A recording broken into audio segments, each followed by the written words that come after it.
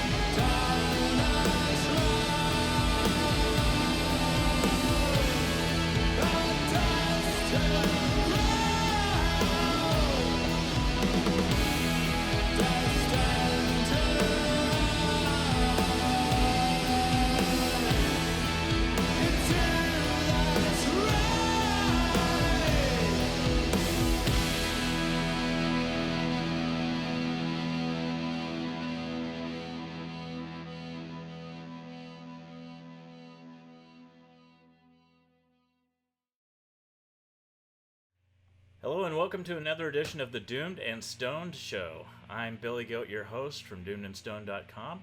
With me is John Gist of Vegas Rock Revolution. John, this is our third program together. I think we have hit a stride. Thank you for being with me. Hey, all good. It's a lot of fun, man. Appreciate it and I'm honored. Absolutely. We just opened the show with a brand new track from Forming the Void. I wasn't even expecting them to come out with a new album this soon after their last one. Right. I really enjoyed what they had to offer in the last couple albums, and I wasn't even aware this was like their fourth album. I'm trying to trace back and see, like, did they really have 3 albums previous to this? Yes, absolutely. They have been very prolific, and we've talked about them in the past. Their star really rising. They played Chicago Doomed and Stone Fest, and rather than me taking my camera and filming them like I probably should have, I just stood there and was mesmerized by the whole damn show. You know, Right. They're very primitive in their music, but they're very good-looking young men. So it kind of reminded me of, like, this is the direct lineage of the caveman, the sophisticated caveman, because, you know, they all have kind of that rock and roll look with the long hair and, the half-open shirts with the chest hair showing. And Wow, you've really thought this thing through, haven't you? well, the analytical side of me, I guess. I was just sitting there kind of soaking it in. These orange lights, these dense orange lights coming down that just kind of reminded me of clay. Like, When did you see them? I saw them last June at Reggie's in Chicago. Oh, I've heard about that place. Yeah, it's pretty legendary. It's been around Chinatown there for a while, and man, it was. In Chinatown? Yep. Oh, wow. It was I've such been a to special Chicago show. a couple times, but not for an extended period of time, so I didn't get to see the whole city. Yeah, they call it Chi-Town down there, which I Gotcha. guess, if anyone else were to hear that, they would think it was like a racial slur or something, but nah, it's just what everyone calls it, including, the local Asian population. So, we're being, Chicago. Chicago likes to Interesting abbreviate makeup, the way they do things the city, anyway, but- yeah. Yeah, that's funny though. So So you saw it there. That's interesting. saw it there. They were on the first night of Chicago Doomed and Stone Fest, Oh, nice. right before the headliner Torch took the stage. It's a nice And I like them way better than Torch, to be honest with you, but it's just because the Cool. Doom element really connects with me. It's very, like I said, very basic, very primitive, but with soaring vocal harmonies, very sincere, and yet very powerful. Just a great performance. If anyone ever has a chance to see the Louisiana band live, you gotta do it. I saw him at Psycho Vegas. Yes, that was a And they great were show. on my 5 bands to look out for that I knew. And I told people, I'm like, you got to check these bands out. They're on the, they're on the up and all this shit. And they were one of them. And I was front. I think I was right on the rail, but to the right side of the stage inside of Hard Rock Vinyl. Yep. And it was, those guys are, they're tight, but yet, there's a certain dynamic within the band. So you're watching, from one situation to the next. It's not just like just the singer, Sure. that's playing guitar is the be all end all. It's, there's a whole different fabric going on in that band. Just like a few other ones we saw that weekend, for sure. Yeah, and a lot of it, I think their approach to playing as a band really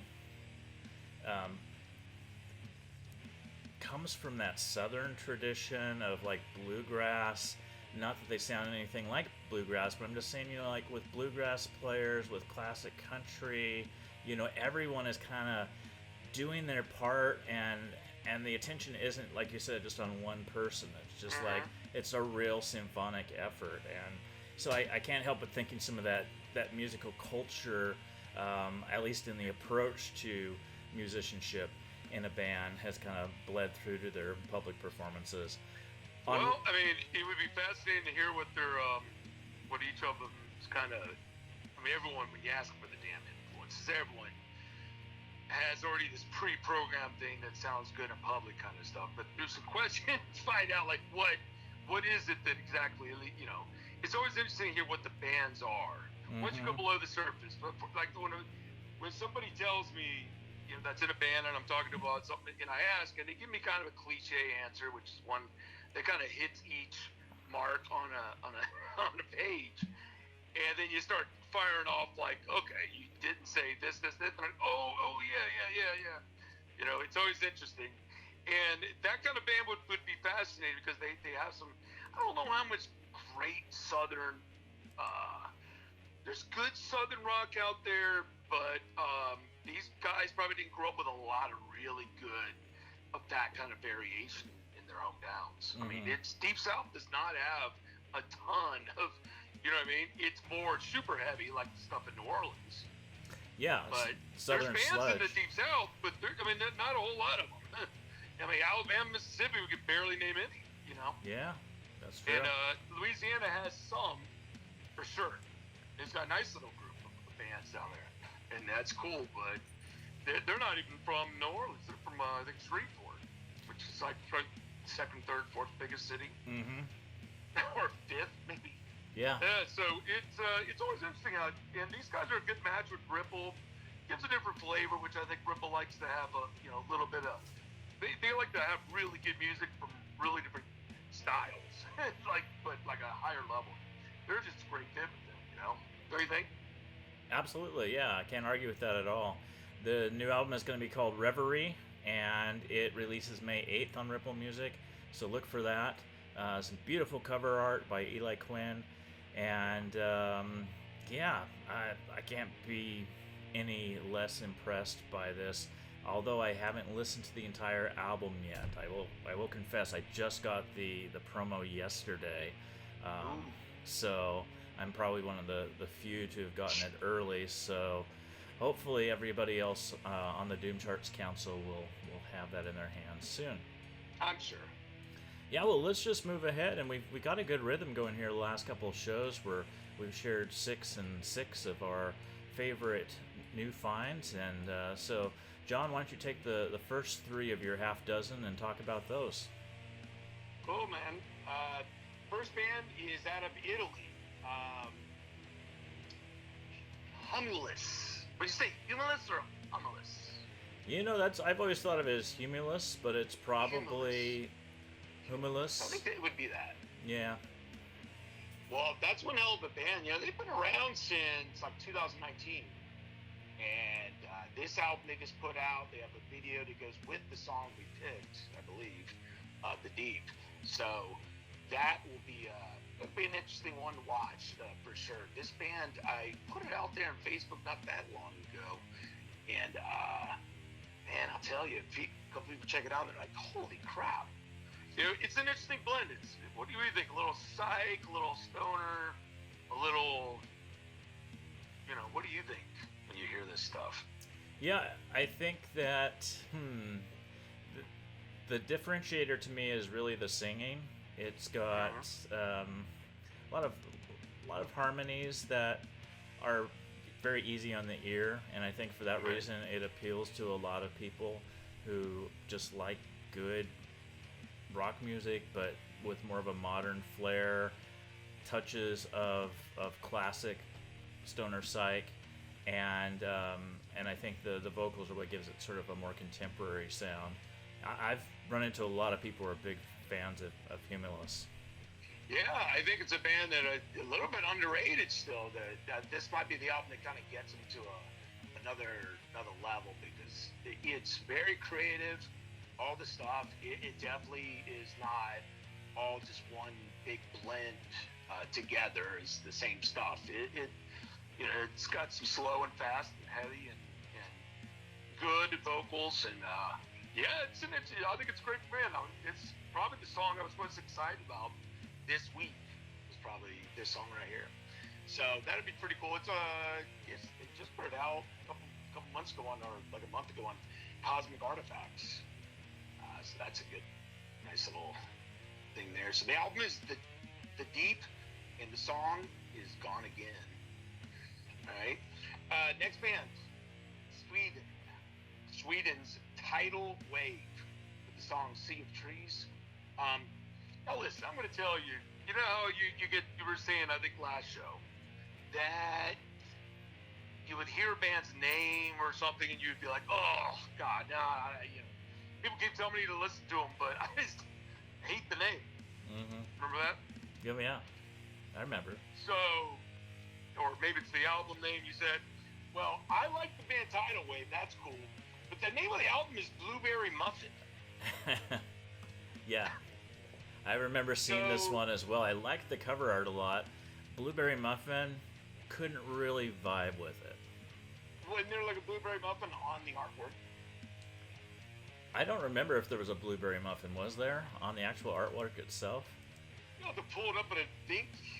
Yes, there is. It's actually this guy is bending down and worshiping a sand sculpture with holding a blueberry muffin, and there's a big tidal wave coming. So, no idea what the significance of that is. Maybe it's just a deep joke. Shit right there, man. It could be deep, or it could be just a joke trying to be deep. I hope they have a different name. The next album is a different theme. This one was put out just in December, so I think I finally got a good taste of it. It was after the year-end totals and all that stuff, and I had it and listened to it a couple times. I'm like, man, I just like I don't know what it is. It's like just got good groove, this band, and the vocals, shit, Chris, that guy can scream like Cornell.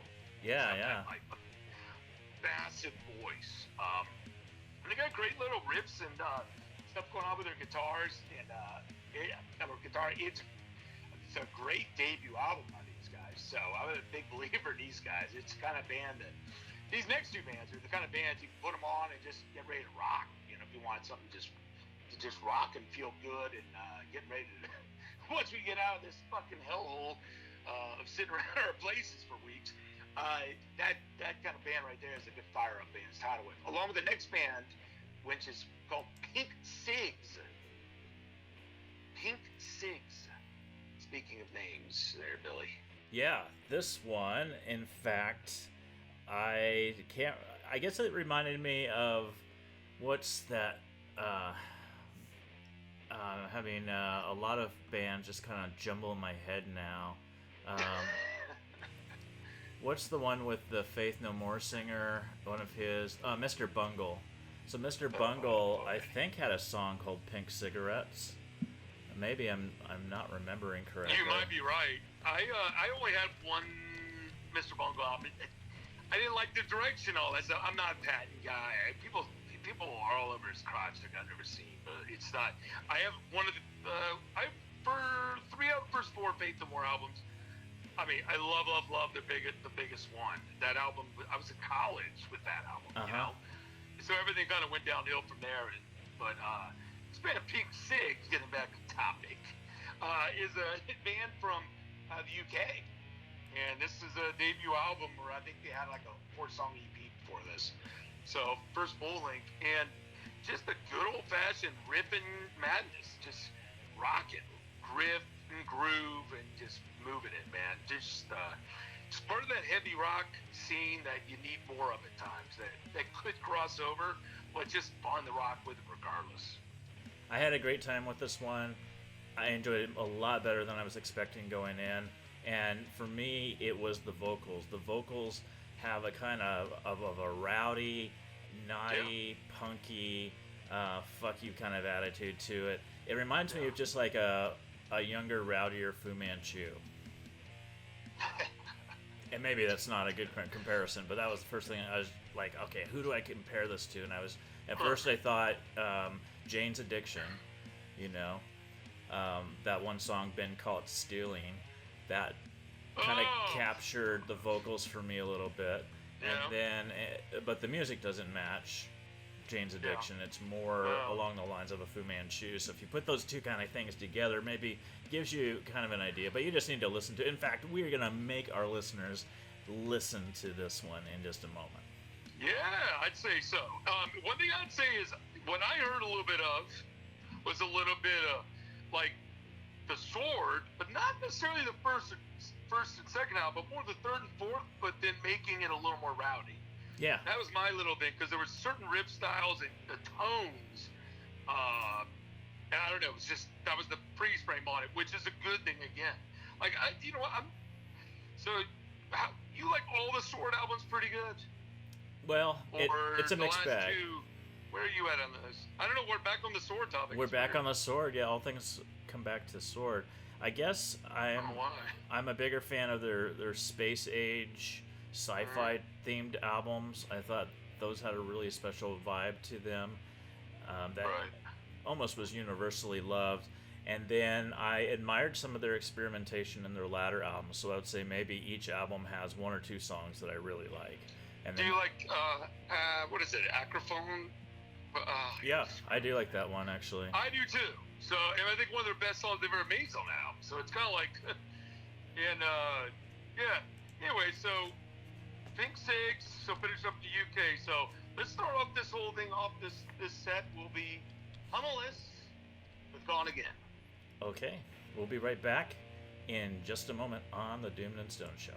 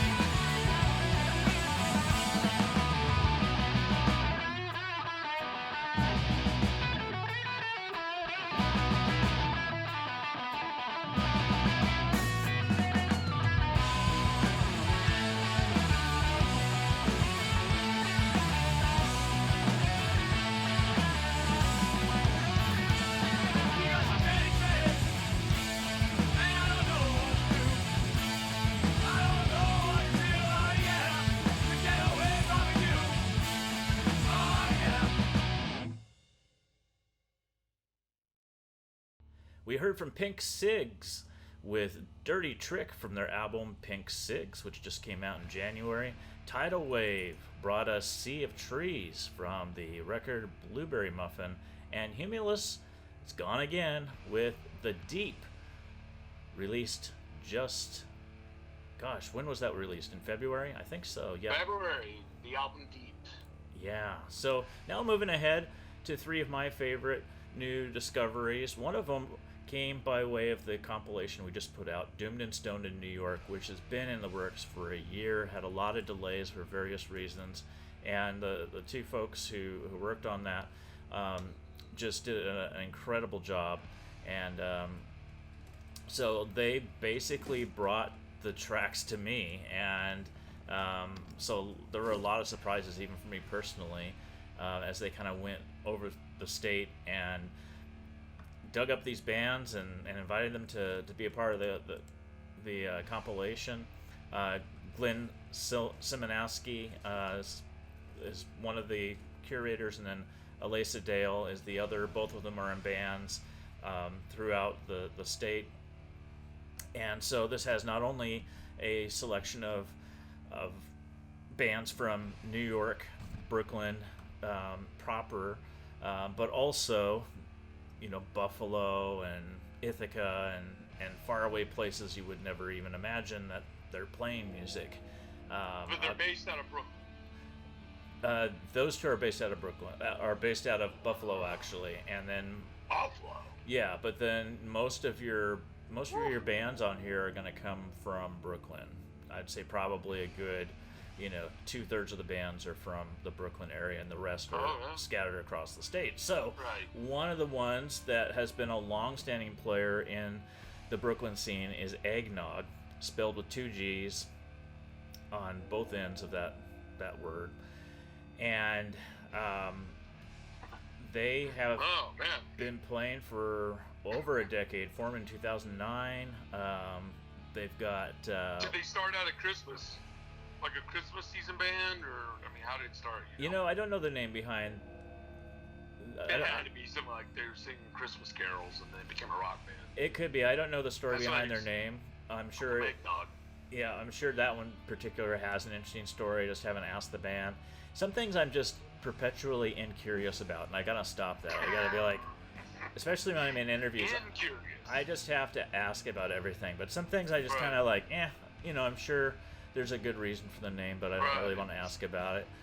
I'm usually more curious about like the music and what's happening like in the albums and the thinking behind it. But these are funny guys. Like, I got to know them a little bit virtually over the holidays one year, and they decided to hop on YouTube and do a live stream where they were prank calling people from their living room. Oh, awesome. And I got in the chat and I started giving them numbers to call. People I knew here in Oregon who just needed a little bit of a jolt. And so they started calling like elders from a church I used to attend that I didn't like. Well, why did you pick them? That's weird. I know. I just thought, this story probably should talk about it. But it wasn't anything like. And you got to hear the interplay, like between the. You got to hear it all. You got to hear. Oh, that's awesome. They put it on speakerphone, and they're like, okay, so I call this elder. What should I say? Well, just say you're interested in a Bible study, and and of course it was at night. It was Christmas Eve, and they're calling. Oh my God. They're calling all kinds of people, and then they're calling people in their own neighborhoods in Brooklyn and things like that. And it was just a rip-roaring good time. And of course, they deleted it as soon as it was over. But for someone who was spending the holidays alone, I really enjoyed that good, wholesome entertainment.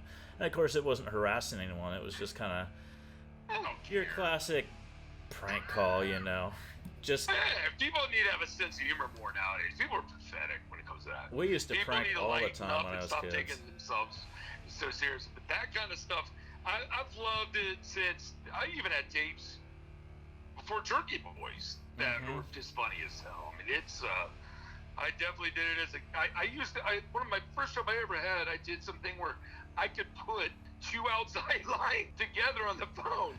Yeah. And do like a conference call, and I just put myself on mute. and just listen to them just start talking. You know, it was so funny.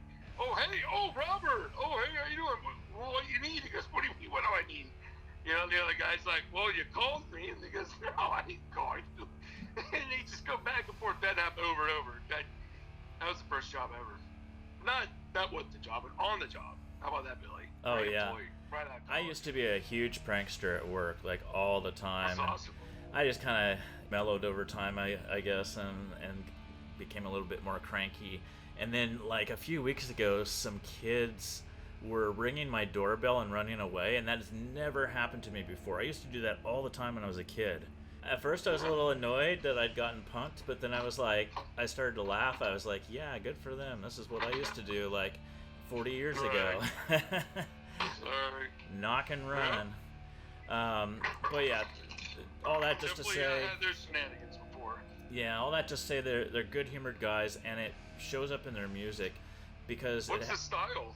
The style is, I would call it sludge. And it's more that sophisticated contemporary sludge with elements of doom. I always hear the word sludge, and I think I found something. So when I hear that keyword, my immediate thought is, the vocals aren't so cleanish. So where are the vocals on this? I would say the vocals are more on the clean side with a little bit of roughness here and there. Oh, cool. I think the sludge really has to do with the instrumentation. I don't know, but I found a little theme there. And some, sludge likes its dissonance. It likes its harsh realities to kind of come to the fore in the music. But then there's an artistic nature to it too. So I would probably say it's progressive sludge in that it kind of does its little elder thing and goes into musical storytelling. Oh, that's awesome. Hey, one of the reasons why I like doing this show is I get to hear new stuff brought to me directly from someone I respect. Well, and thank that's you. In this, because when me jumping in the scene, doing anything I've done, really just started 4 or 5 years ago. But I was listening to this kind of music way before it, and it's just been an interesting path along the way. And I found myself open to the right sources. You know what I mean? There's only so much time. There's so much music, only so much time, and it's a tough thing to kind of curate and take it. And take something that you visualize as your own art when you bring certain bands out. You feel like, man, these bands are good enough. They really deserve more. And you try to help them because you've really good songs and music that I don't just like just because it's the popular thing or anything like that. But just I hear it, and I'm like, that's fucking God, that's a good song. And I've done that with a few bands, and they don't, they're doing good, but they should do better, really. But it's just, music's a tough priority for some here and there. But yeah, you always want to hope that, we keep an open mind. Everyone keeps an open mind to rock and roll music, including us. People that are doing it constantly.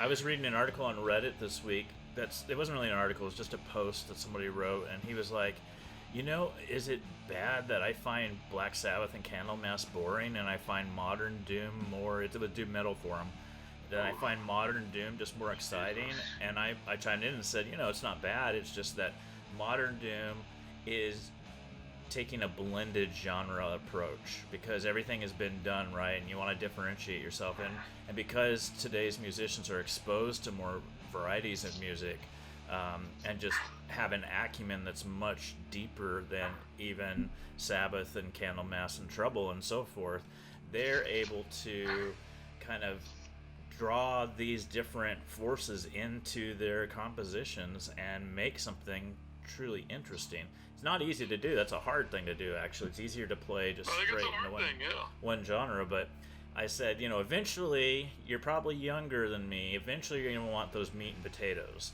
And, it's not like you're going to stop listening to what you're listening to now, but eventually you're going to want to go back to the Sabbath and the Candlemass. What's your favorite album? Give me your top two, actually. My top two favorite albums? By Black Sabbath. Probably their first one, and then Sabbath Bloody Sabbath would be my second one. then probably Paranoid, and then gosh, it's a toss-up from there, but it's definitely... Guess what my number 1 or number 2 is? What's that? Probably my number 1, but it's not to slight the band, but it's actually Heaven and Hell. Yeah, that's not a bad one, actually. That's not a bad choice at all. For me, it's a beautiful piece of art with 2 songs that, dare I say, is probably top 20 ever created. Mm-hmm. That's how much I mean, these songs are powerful. They're moving. The dynamics within the Dio era Black Sabbath on that was, it was like at a peak with Die Young and Heaven and Hell, the song itself. Those 2 alone were just, There's not... If you haven't heard Die Young? Oh, yeah. Oh, dude. Yeah. There's not very many bands that can solidify a unique, distinct identity with 2 different singers. That wasn't the same identity as much, and they even said so. That they had to really, a lot of it had shifted almost immediately because of the prevalence of Ronnie being able to writing well even, and wanting to center in. I think I read an interview where he's like, it just made sense for us to go with it, because it sounded great.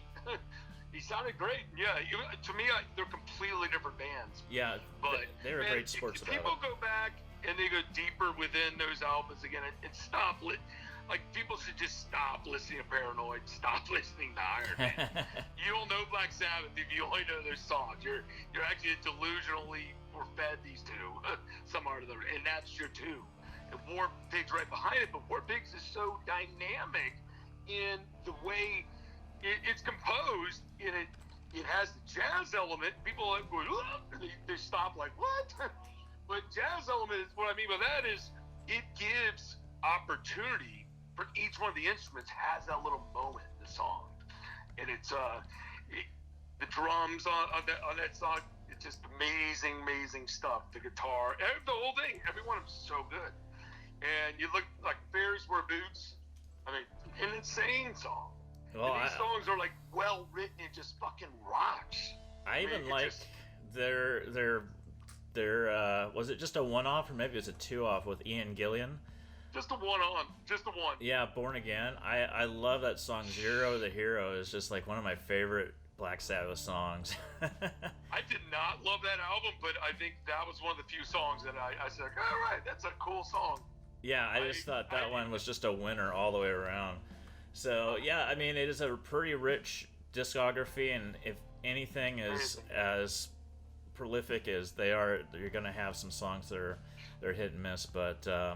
But it's always good to get new bands, I don't care if it blends in 3 different styles as long as it sounds good. So that's what should matter. People get stuck in their own little thing, But yeah, and that's kind of, you got to control how much is coming at you, because if you have too much coming at you, then you're really not a master of anything. You know what I mean? As a fan, if they're like, it's just they'll be like, well, I'm diversified. I'm like, all right, so you only know the top layer. Yeah. That's not really being in the music scene. That's called front runner to people, Right. Different.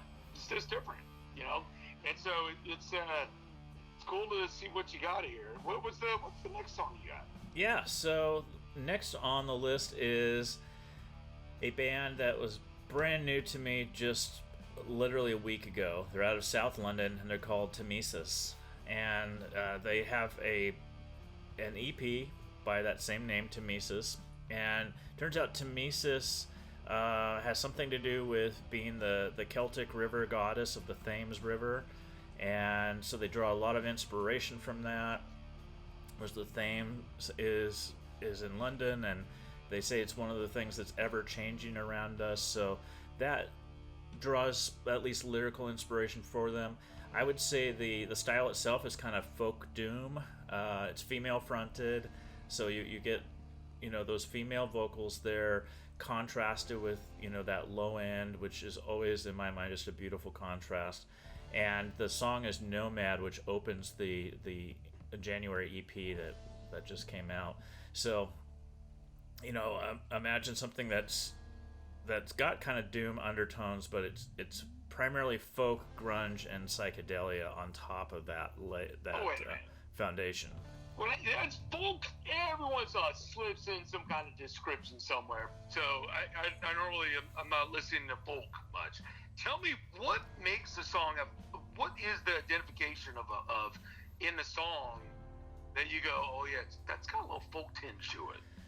Yeah, we'll see, because I consider the band Broom kind of like a folk band in the sense of how the lyrics and the song structure go. Like, to me, folk is much more free-flowing. It's not...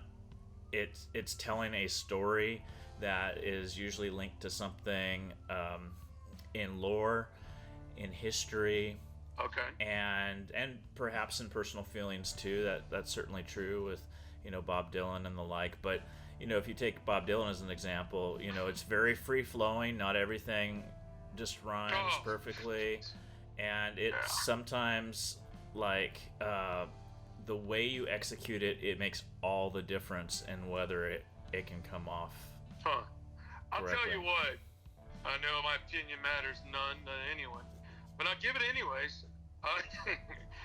I don't like Bob Dylan. I knew you were going to say that. I just knew you were going to say that. I'd like to meet him or something, and hang out and smoke a joint. That's cool, but I don't want to hear him sing.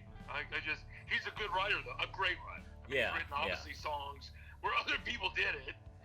That sounds a whole lot better, which it's not really a coincidence. So. Well, I can't speak for, his initial fame, but I suspect a lot of it had to do with the setting, with the people, and just the whole atmosphere, the politics, and there's a certain cool about the way he executed. Yes. Those lyrics. Kind of hipsterish a little bit. Yeah, and it was music. A little leaning. It drew from the beatnik tradition. Do you know what his real name is? I have no clue, actually. Okay, so get this. I mean, stories. I won't make it long. Don't cut all this either. Okay, I promise. So, his real name is Robert Zimmerman. Oh, interesting. And he was in a fraternity, which so am I. I'm not holding against him, but let's gather our perceptions together. And he grew up in Minnesota. Oh, okay. Yeah. Interesting. I was on a baseball trip with a bunch of my buddies. We did like a trip each year and go to like a baseball park. And we went that year and walking down the street. And we look over and it's like this fucking huge mural of him. It's right there, like beautiful, right on the wall. Just a certain part of the city. That's pretty cool. Bob Dylan. Yeah, then there's a person who really was able to reinvent himself just with, some very simple touches, but, it wasn't enough just to have the lyrics. It wasn't enough just to have the music to go along with it. He had an image, too, that he was able to convince people with. And so when you bought into Bob Dylan, you bought into, like, the whole persona as well as the music. If I bought into anything from my first theme was going to be was Rainy Day Women or whatever, 101 or where the hell. It's talking about the song that one. Oh, yeah. Well, that was my. I mean, they played it on the radio when I grew up in DC for whatever reason. Well, hey, I think they're still playing some Bob Dylan just here and there, even on modern rock radio. Yeah. Well. So you got they're called. They are called Tamesis. Or I call them Tamesis, but I think Tamesis is probably. God, I should always just ask you. No, you're much better with the name. No, actually, I'm not. I just am confident about it, but I think what you said in an English accent probably would work better than what I said. So. Yeah, Tamesis. I don't work with the English accent. Tamesis. Yeah. Anyway, we get the general idea. I think you're gonna like it.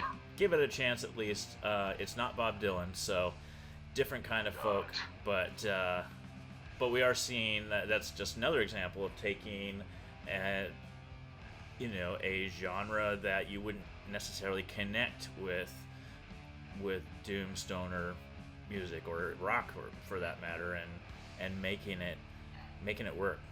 Yeah, I think the heavy rock umbrella is bigger than people think. And it should be. And that's the way to kind of form and make things stronger. Oh, thank God it is, because it's a bigger umbrella than people think. And I've blended in styles of bands together that they're really not that common with each other necessarily, other than being good. which kind of fucking matters. Yeah. People get stuck in all this other stuff, live shows and bands, but the music matters, and then everything else goes. When you know, there's a lot of good writers, a lot of good music out there right now. Like seriously good stuff. Like I could easily visualize. I could set up a whole. Me could set up a radio station. You know what I mean? That's purely focused on these other styles, but you bring in things that have already crossed over, and it's like, in a way like a family tree kind of thing. It has to even be out there immediately for Gen X and Gen Y to some degree, because you can make it, where you just blend in stuff they already like, but then a lot of new stuff from a lot of different bands, and a bigger depth of playlist to choose from. Meaning, these engineers at these main radio stations, FM and all that, it's kind of given to them regionally by someone else with very little of their own creativity to put something in there beside the main stuff. Yeah. So someone's got to get it out there, this other stuff, because it's so good at the underground. It different styles and all that and flavors. So it's this next band you got. I saw the name myself once, and I was like, oh, I gotta check that out. So what's up with this band? So this is Frayle. They're out of Cleveland, Ohio. They're a doom metal band with occult rock vibes, and I think the main differentiator here is the singer, Gwen, who is just an amazing talent, and a persona too. So there's another example of, like, you were talking last episode about how back in the day you had more characters, right, in heavy music, and I think you're starting to see some of that reemerge too, in bands like Frayle. So Gwen Strang is her name, and she played Chicago Doomed and Stone Fest, and I swear, like, there was a special audience that showed up just for her. Yep. And a lot of younger girls too, like 20-somethings. Rarity. Yeah, kind of. And you never saw them the rest of the show, but they came because they knew Frayle was playing, and I thought, okay, this band is getting some attention outside of that usual stereotypical male crowd, which is awesome. So again, what differentiates them? Heavy low end. If you just listen to them instrumentally, you'd think, okay, this is a traditional, hard charging, slow and low doom band with some great riffs. But then you contrast that with these vocals that are very ethereal. I call them darkly angelic, and almost dreamlike. Almost like, am I really listening to this in the real world, or am I hallucinating? Kind of feeling, and it's beautiful, but it's also very dark, very mysterious. Atmospheric is probably the catch-all term. I always enjoy stuff that has some atmospheric feel to it. I'm a big time fan, which is funny. We'll segue to the first band that I announced coming after this, and it's speaking of atmospheric. Yep. It really is. They're unbelievable. We're going to hear a song called Marrow, which was debuted today on Doomed and Stone. It's part of the Women of Doom collection, which features 10 female artists, including the new iteration of Sub Rosa, which, as you know, broke up a few years ago. And it's got Year of the Cobra on there. It's got a lot of the ones we know, right? And this will be coming out April 10th on Blues Funeral Records and Desert Records. And so I really like this one. It's got kind of like a march-like pace to it. And, then you couple that with this sort of lilting vocal style, and it just kind of works its magic on you. So let's give this a listen, and we'll be back with more here on the Doomed and Stone Show as we toss the ball back to John, and he shares 3 more of his favorite new discoveries here on the Doomed and Stone Show.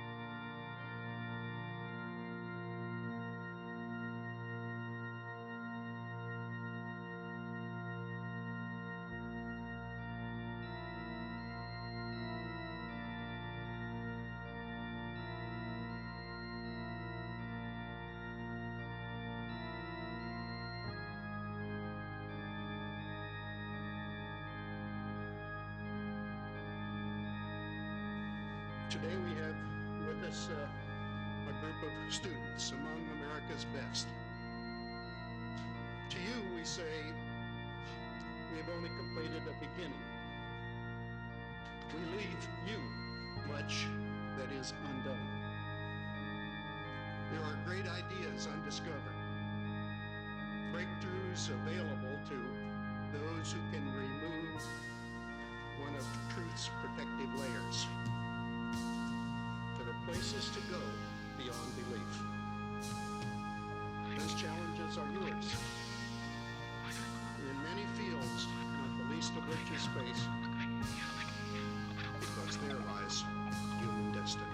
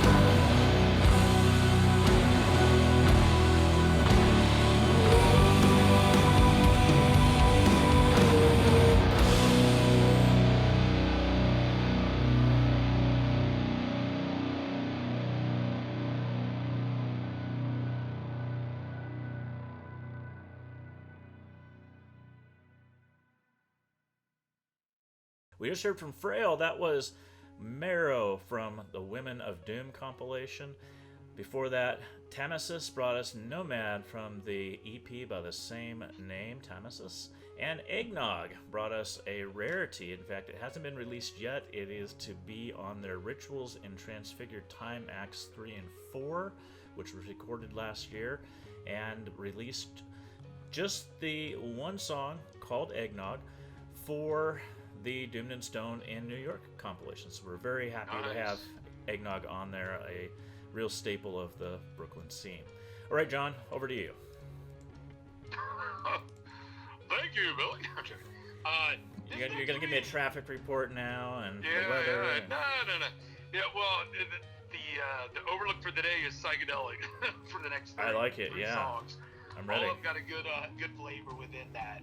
Thought these three would be super cool ones. So the first one is easily probably one of the best bands, most dynamic within the psych scene, and really has gotten bigger every album.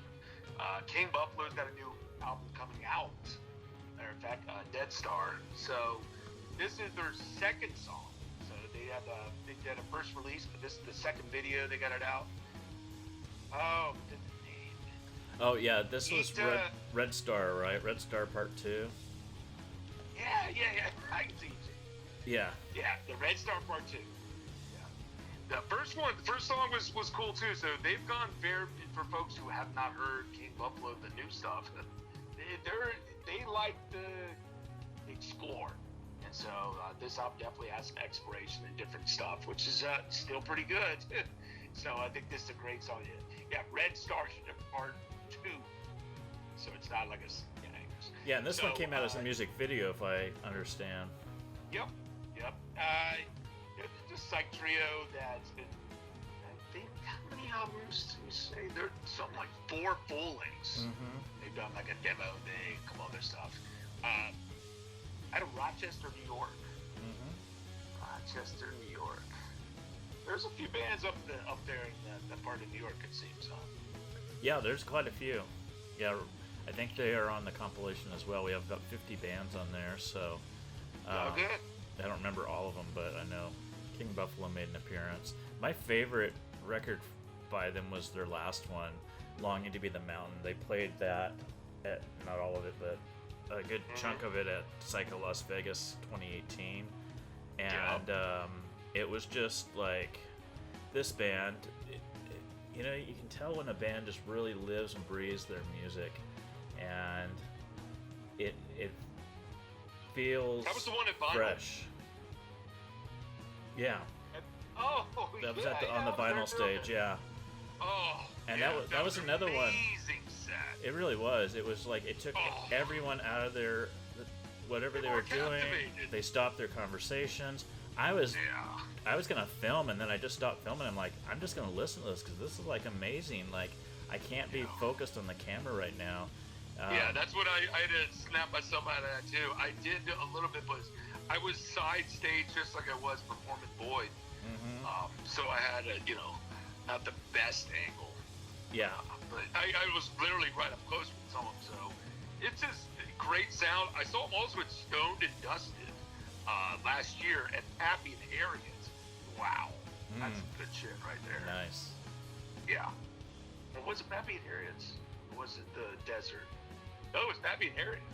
So they were supposed to play out in the desert, and they had this flip-flop with someone. And that's even a whole different world when you hear it like outdoors, but it's a contained, cool kind of area. Like 800 or 900 cap at this place.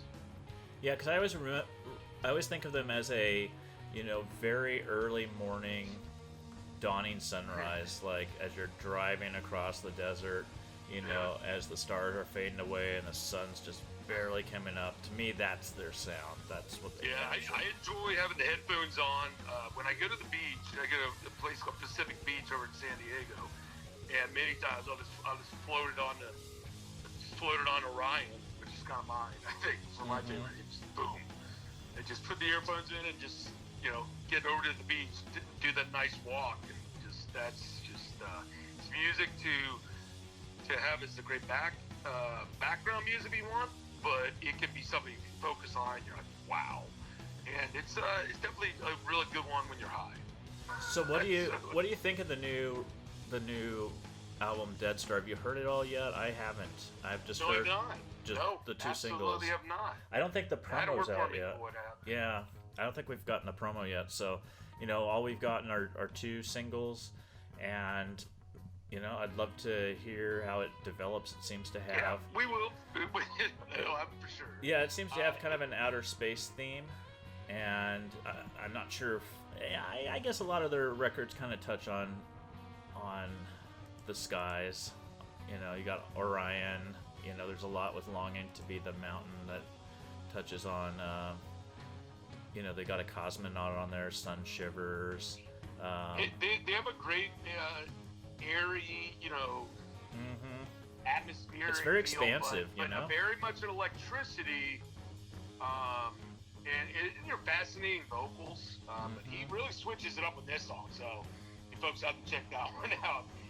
The next song is Foot, a little band out of Australia. This is actually the third album they've done.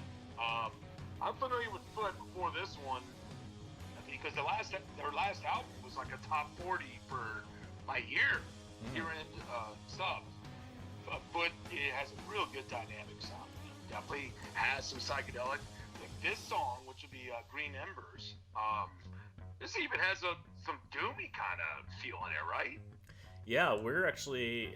I like this one so much that I asked the PR company working with them if Doomed and Stone could debut it. So we will be able to debut this later in April. It's not coming out till May, but we have the first single playing right now, and we almost dug out another song that I'm sure we wouldn't have been authorized to play, but it's just so good you want to just share it. Yeah. It's an album have touched upon, and my iPhone seems to levitate too many times. So, and this is a great album that's coming out, but I'll tell you what, go back to the album before also, and you'll hear some good stuff. So that Australian scene is alive and well. Sure Melbourne is Melbourne's probably the best city over there when it comes to stoner, psych, doom, all the prevalent heavy rock categories. I mean, it's impressive. Yeah, if there was one scene that I could just hang out and just soak in, with just reliably good music night after night after night, I think Melbourne would be one of the tops on the list, if not the top, just based on what they're producing. There's so much coming out of that. I mean, it's not exactly a small city, but no, it's impressive. Australia's really been on a run here. Absolutely. I mean, my number 4 or 5 album last year was someone from up over there. Yeah, their output has been intimidating when you think about the rest of the world. Like, they're pretty much just kind of their own standalone little world down there, as we say, down under. And oh boy, it's like the rest of the world doesn't exist. We're just going to do our thing, and everyone's just getting in on it, and they're just as productive as you can imagine. No, I mean, there's a band I loved in 2018, also from Australia. Everything they put out has been super rocking, but this album was awesome. Band Witch Skull. I mean, Witch Skull blew me away. That album. I keep it in the car just sometimes if I need to fucking get fired up. I mean, so they got some new stuff coming out, but that band is a band that people just need to just say, what? All right, I'll check it out. And, when you're ready to get out, just play the thing. It just rocks in that band. So, Foot's just another one of these really, really good Australian bands that just keep coming and coming, man. Yeah, we put on a festival in Australia last year. I didn't get to attend it, but we kind of partnered with those people off the momentum of our Doomed and Stoned in Australia compilation, and so they're like, hey, you want to call it like the Doomed and Stoned in Australia Fest? And it was nicknamed Sunburn, and Witch Skull headlined. We had a White Horse, we had a band called Potion, this is one to look out for, some well-known names in the scene, Yanomamo, Pod People, which is one of the original Doom bands, kind of like their answer to Electric Wizard, Earth Tongue, Blood Nut from over in New Zealand, and a few others. It was by all accounts, a very, very cool little event. And then they were going to do a follow-up to that in New Zealand called Wind